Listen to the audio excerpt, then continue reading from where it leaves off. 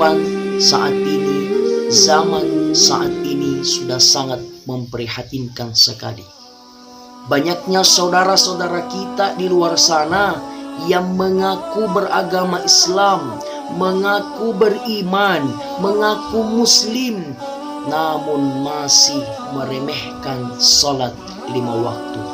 Bahkan tidak sedikit dari mereka yang berani meninggalkan salat, baik secara sengaja maupun secara terang-terangan. Padahal Allah Subhanahu wa Ta'ala telah banyak memberikan ancaman, siksaan di dalam Al-Quran bagi orang-orang yang sengaja meninggalkan salat 5 waktu.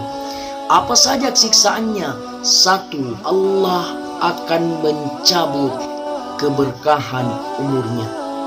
2. Allah Subhanahu wa Ta'ala akan menghilangkan tanda cahaya kesalehan di raut wajahnya. Allah Subhanahu wa Ta'ala tidak akan memberikan tempat di dalam Islam. Allah Subhanahu wa Ta'ala tidak akan memberikan pahala dari amal yang dia lakukan.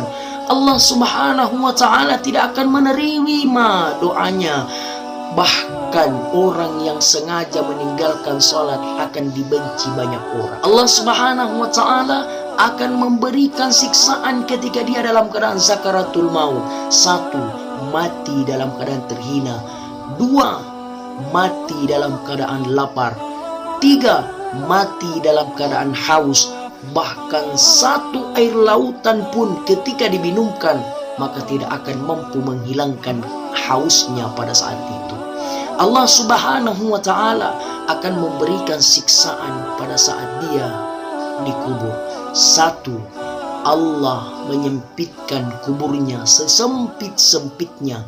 2. Allah akan menjadikan kuburnya gelap gelita. 3. Allah akan memberikan siksaan sampai pada hari kiamat tiba. Saudaraku sekalian, sudahkah Anda sholat? Kalau belum, mari saudaraku sholat sebelum Anda disolati. Semoga bermanfaat. Assalamualaikum warahmatullahi wabarakatuh.